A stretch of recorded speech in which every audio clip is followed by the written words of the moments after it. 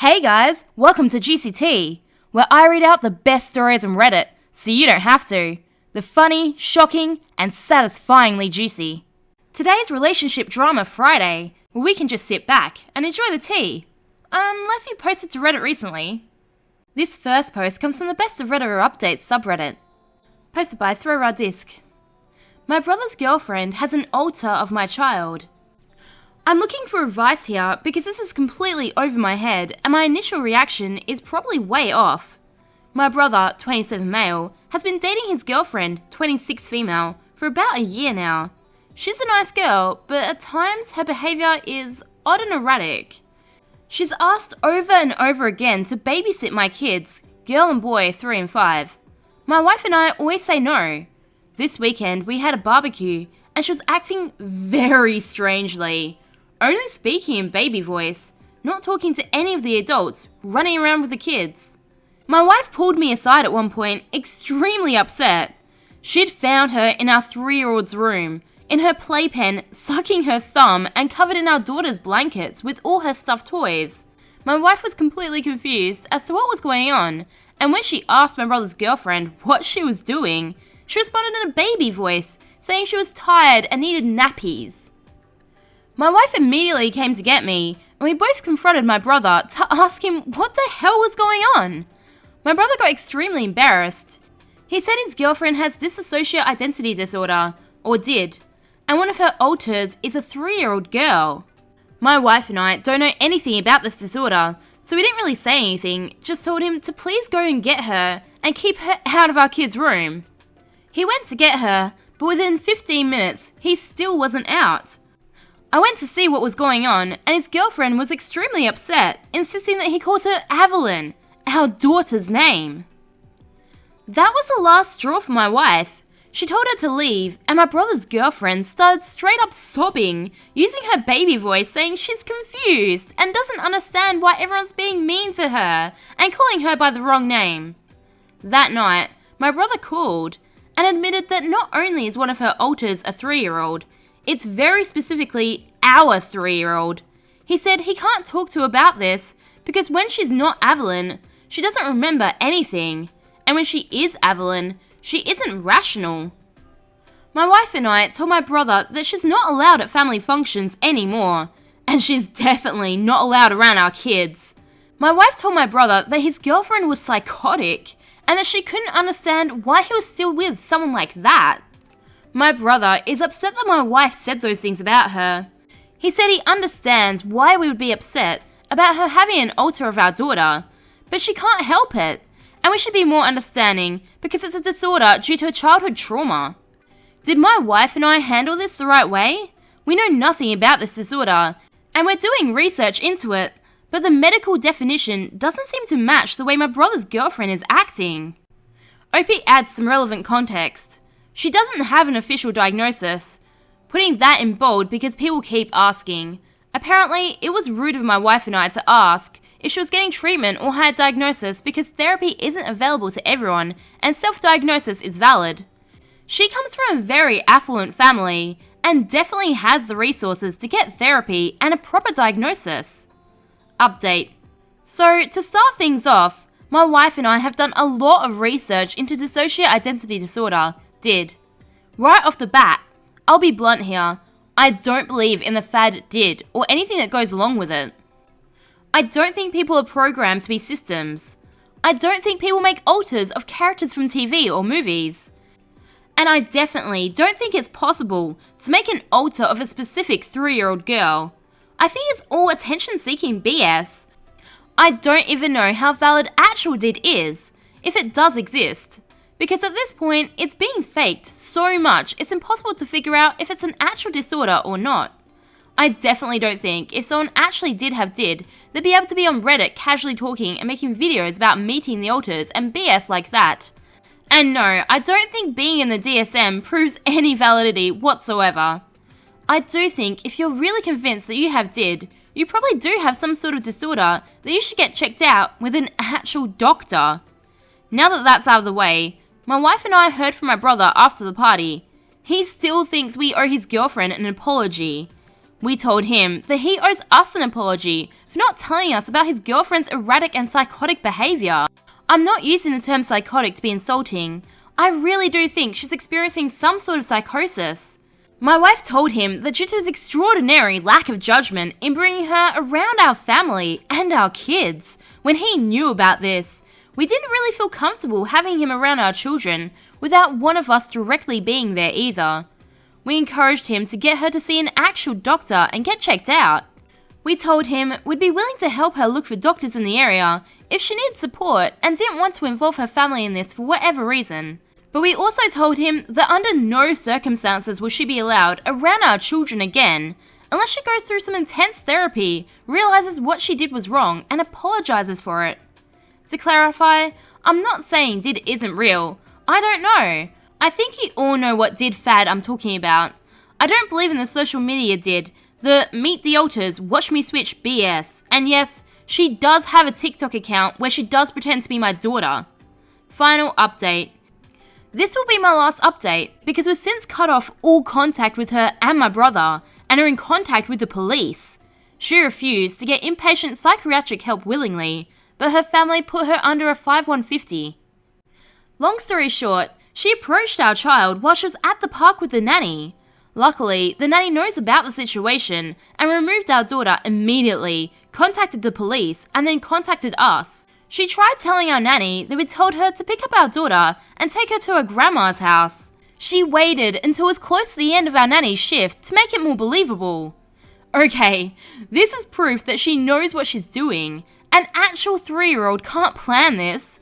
And if she was in a different altar and couldn't remember her Avalon phase, she wouldn't think to do this. Luckily, the nanny didn't even engage with her. She just picked up our daughter and walked away, recording the entire incident to have proof. The girl ran after the nanny, telling our daughter, "Go ahead, Avalon, tell her you know me. We're going to go to Grandma's." Her family told us that there's never been any abuse in the family. She's never claimed to them that she has did, though they have long suspected that she has a historic personality disorder. My brother hasn't contacted us since all this happened, but my wife doesn't want contact with him anyway, and I agree with her. Thanks again for all of your advice and well wishes.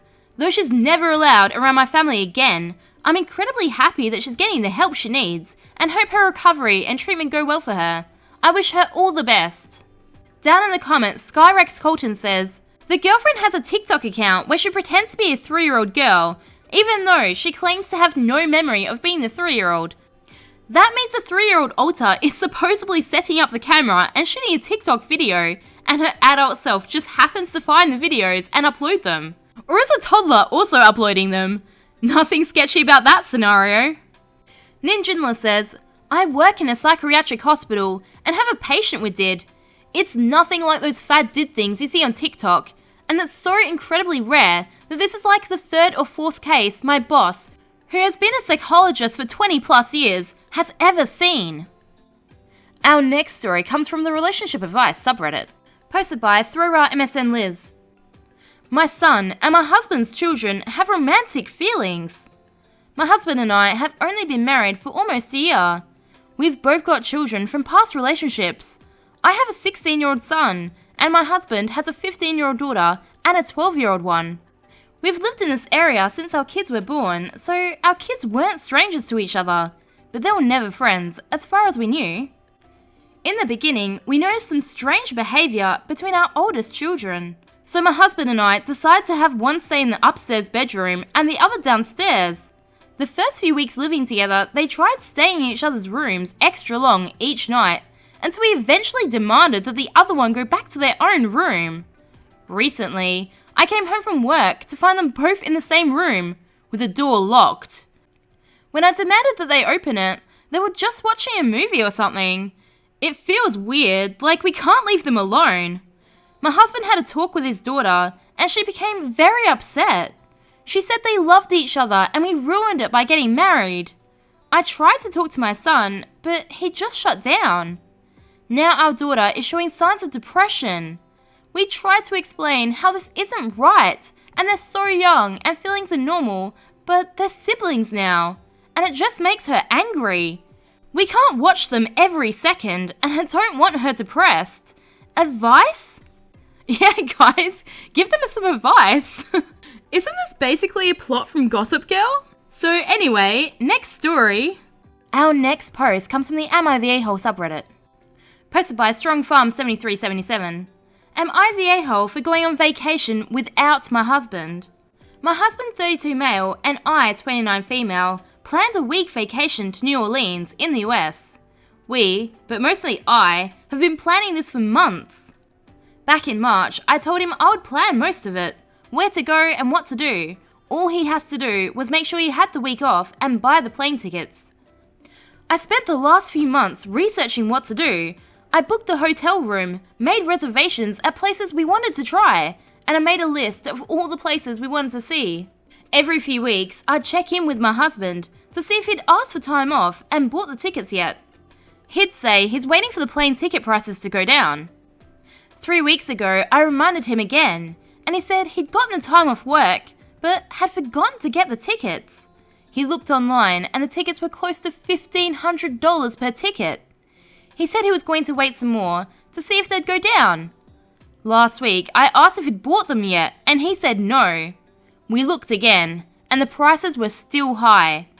He said he wasn't willing to spend that much on them, and asked how much money we would lose if I just cancelled everything instead. He offered to have a nice staycation instead. I told him I'm not willing to cancel everything because I spent so much time planning it. We argued, and we didn't come to a conclusion. I wound up just buying one ticket for myself, and when I flew out on Saturday, I told him I was still going. He acted all surprised that I didn't want to stay home with him. Now, I'm in New Orleans, and he's blowing up my phone, saying that I'm an a-hole for still going without him. He was trying to get a ticket too, but I told him if he came, he's getting his own hotel room, because this is now my vacation away from him. Am I the a-hole? And our last story comes from the Relationship Advice subreddit, posted by Kinky Peanut Factory. My ex-husband got a girl pregnant and then immediately dumped her. Both me and my ex-husband are 28. I told my ex-husband's new baby mama his custody tricks. I'm hoping I made the right decision. My ex-husband has recently got into getting women pregnant and then dumping them. He started with me, but we were married. Within a few months of our divorce being finalised, he got a new girl pregnant and then immediately dumped her. I didn't like that because the girl is much younger than us, and it felt like such a dirty trick. They've been together for 4 months. Sure, it was her fault too, but it seemed extra yucky because he's a good 6 years older than her. She's in her early 20s. He refuses to pay any child support, which I work around because I make decent money. We have a 50-50 custody split due to the automatic law where we live. He won't split bills or anything with me. The new girl's a waitress who just moved in with her mother to make ends meet. I criticised him for dumping her because he said she's just not the one. His immaturity about the situation annoyed me. I asked if he was going to pay her child support, and he said he could be a good father without paying child support. It made me angry, so I typed up all the tips I could give her that I learned the hard way. I sent them to her and told her she could use the info or ignore it, but I felt she deserved to know. The tips were like, judges won't take a breastfeeding baby from its mother, so don't use formula at the hospital, so you have records of breastfeeding and stuff like that. I totally acknowledge this is none of my business, but I went through it and I feel for her. He's manipulative and financially abusive. Should I have just left it alone? He told me to never talk to her again, but our kids are siblings. Also, she didn't have any complaints about me talking to her. She didn't even tell him what I said, but he's jumping all over me about it. I don't want to see that baby or the mother hurt the way we were. We, my baby and I, struggled a long time to get by. Edit. I realised I misspoke when I said child support. I meant he doesn't pay his half of medical bills, clothes, or any other costs for our child. What? So this is like a hobby? He's recently got into getting girls pregnant and then immediately dumping them? Expensive hobby. Remember, I post new content every day, so subscribe for more juicy tea.